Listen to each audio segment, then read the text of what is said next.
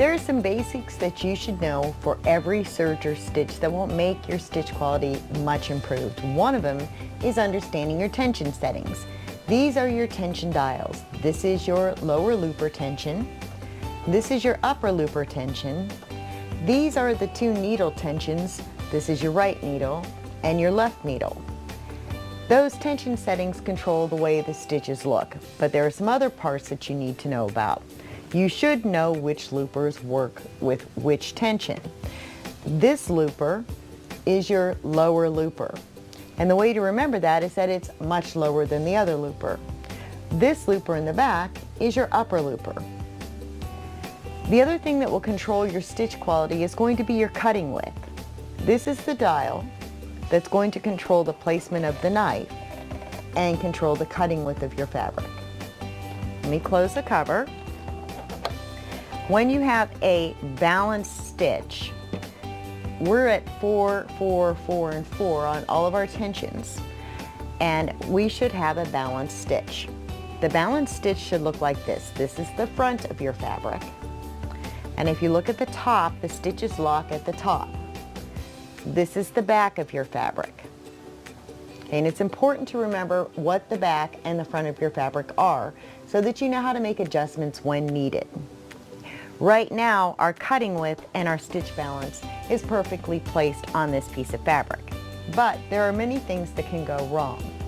One of them is if your cutting width is not wide enough, you can have small loops like this.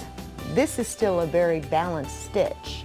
You can see it meets at the top perfectly, but I have a little bit of overhang on the stitches. That means that I need to give the knife a little bit more space. I need to leave a little more fabric for the width of this stitch.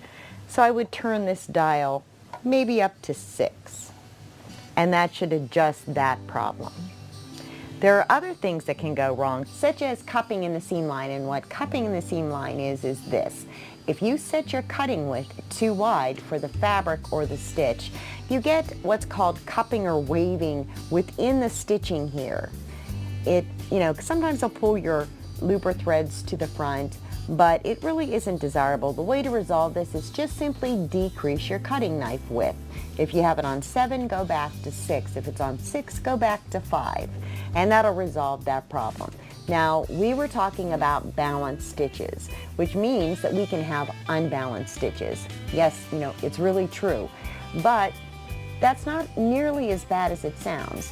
What you can do with unbalanced stitches are some very decorative things. But to understand how to adjust these tensions, we're going to look at our tension settings and our looper settings, but we're going to do it with different colored threads. So let's go ahead, and if you're following along with the video, pause your video and let's change to different thread colors. Pick 4 threads. In my case, I'm going to pick blue, green, purple, and pink, and I'm going to put the blue and the green in the loopers and the purple and pink in the needles, and we'll be able to see how to adjust things much, much easier.